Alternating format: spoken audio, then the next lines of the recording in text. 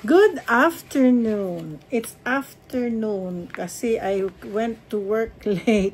So when I went here and it's already late. May client ako. So what happened? So many things. Then I have to finish. I have to report so many things. So now I'm about to go leave. Pero sabi ko no. It's already magti 3 o'clock na. So no, I said I have to do my inspiration, and I'm so happy na there are so many. I got so many messages regarding this inspirational talk that I do has impacted a lot of people. So it's gonna be guilty feeling for me against God if I don't follow Him. Obedience. But right now, I was talking to someone. Looks like I know what to say. I mean, what I'm gonna share with you. But it's gonna be a long process. For sure, tomorrow wala ako. Sunday wala ako. Maybe Monday ang continuation. But what am I gonna talk to you right now? I wanna say about humble, humility. What is humble? You know, when we pray to God, we have to humble in prayer, right? But God is teaching us how to be humble. Actually, the truth, noong araw hindi pa ako Kristiyano, hindi po ako humble. Hambog ako. Inaamin ko. Mayabang ako. Kaya nga minsan ang joke ko ganito na eh. Pag merong mga taong na gano'n, hindi pwede yan. Dapat mas mayabang ako sa kanya. Dinadaan ko na lang. Pero, in truth now, how do we show humbleness? So, today, we will talk about the Bible verses about staying humble. Okay? Staying humble is an essential aspect of our journey as followers of Christ. Kasi ako, I choose to follow Christ. So if you follow Christ, there's one thing that He wants you to do, to stay humble. Minsan, pag may nakikita akong mga leader dyan sa church, mga sabi nila, preacher daw sila, pero kung kumasta, parang akala mo, no, stay humble. Jesus is a humble leader. Okay? Humility teaches us to let go of tatlo. There are 3 things that we need to let go. Number 1, pride. Second, we need to acknowledge our weaknesses. Number 3, appreciate the importance of others in our lives. Okay. So, in order to practice, tanggalin natin po ang pride chicken. Nasaktan ka na, may pride ka pa, ayaw mo magano yun. Ayaw ng Lord yun. You got to remove that. And then, ang susunod is, you have to know your weaknesses. You got to acknowledge your weaknesses. Kaya minsan sa prayer ko sa Lord talaga, ina-acknowledges ko, ano bang weaknesses ko? Magastos ako. Oy! Ina-acknowledge ko yun sa Lord. Kaya minsan, sabi ko sa Lord, Lord, forgive me. Dapat pala hindi. Dapat maruntuto ako Ay, nako, yung mga kaibigan ko, they know how I shop. Pero I work hard for it, But now I just realized that I need to also save. I give and help people, but when it comes to me, I spoiled myself. Kasi I really work hard. If you just know how hard I am when I work, and so, but then we need to learn how to humble. Kaya nga po hindi ako ma-attend ng mga social gathering. Sa next week, dun lang ako a-attend. Pero sa totoo lang, nahihiya pa po ako niyan. Pero nakita ko yung mga awardee, makakilala ko din. Kaya medyo nagkakaroon pa ako ng konting confidence na umaten. Feeling ko mag-ditch pero wag na. Bad yun. Anyway, so, the Bible is filled with wisdom that encourages us to embrace a humble spirit. Alam niyo, sa totoo lang, what is the experience ko na when God had me, kasi ma-pride ako. Marami akong fried chicken. Tapos nung araw, I don't acknowledge my weaknesses. Isisisi ko pa sa iba. Kasi si ganito, kasi si ganyan. Si ganyan, si ganyan. No? Then, after that, wala akong pake sa ibang tao. Pero, that I learn a lot. I learned, kailan ba meron, kasi lalo na po pag may nasasaktan akong tao, kaya dito sa opisina, minsan kasi umiinit ang ulo ko. Nalala ko, boss pala ako, no? Umiinit ang ulo ko, tapos mapapaiyak ko yung mga staff ko. Pag nakita ko lang umiiyak yung staff ko dahil talaga ako yung nagsisigaw, I say sorry, pinupuntahan ko naman. Mabuti nga nandiyan si Myla, taga-ano ko fiscalizer. Hala, sabi sa akin, pinaiyak mo si ano. Sige, pupuntahan ko siya para kausapin, you know. Minsan, tao lang ako na masyadong, dahil stress ako stress. So, then later on, I just ask forgiveness.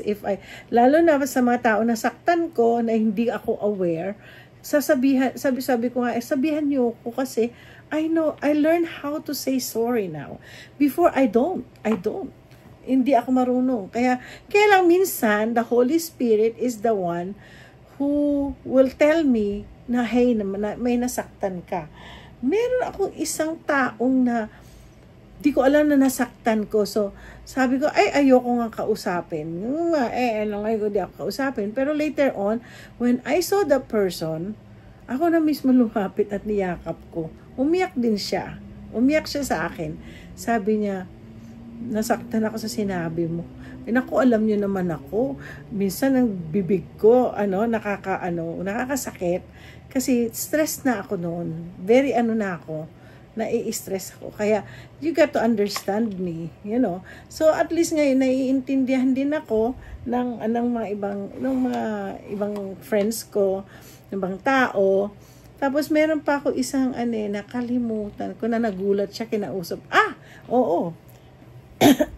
Yung may isa kasing incident na pinagkalat niya na hindi ako magaling. Dami yung sinasabi. Kasi, meron siyang pinagagawa sa akin na in-explain ko na hindi ko magawa. So, sabi ko, maghanap ka na lang ng iba. No?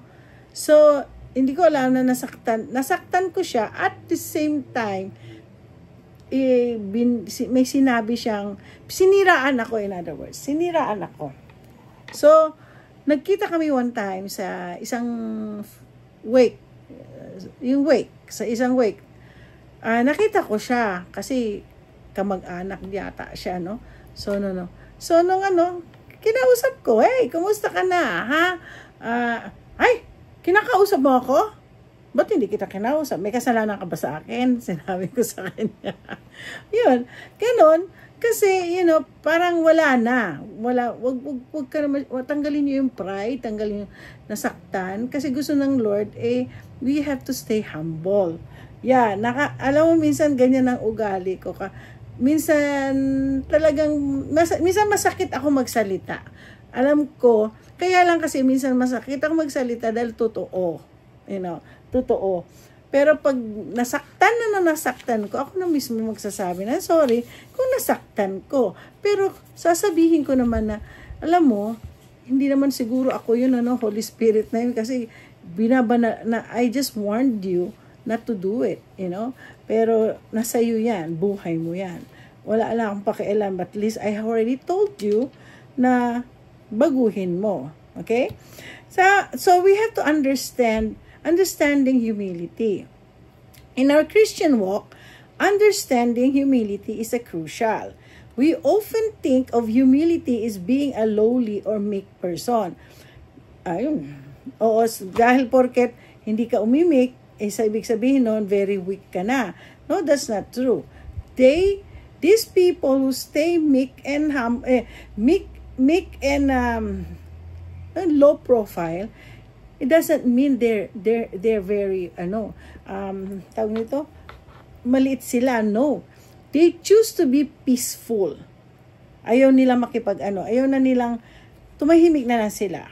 Ayaw na makipag-argue. Kung wala na rin lang pagpupunta ng argument, you'd rather just be quiet. Okay? But it is so much deeper than that. Okay? It involves recognizing our place in God's grand design. So, I'm talking about this. This is what God really wants us to be. If we want to stay humble. Okay? So that, okay, uulitin ko. It involves recognizing our place in God's grand design. Tandaan nyo, may plano ang Lord sa atin. Baby pa lang tayo. Nandun pa lang tayo sa maliit na punla. May plano ang Lord na sa atin. Kaya nga po yung mga nagpapa-abort, hindi nyo alam, may plano ang Panginoon dyan sa maliit na seeds na yan. Kaya dapat alagaan. Kung pina-abort nyo, well, wala nang pakialam kung it's only between you and the Lord na. Okay? So, grand design and acknowledging that we are not the center of it all. When we embrace humility, we cultivate gratitude of our blessings. Narinig nyo? We cultivate gratitude of our blessing.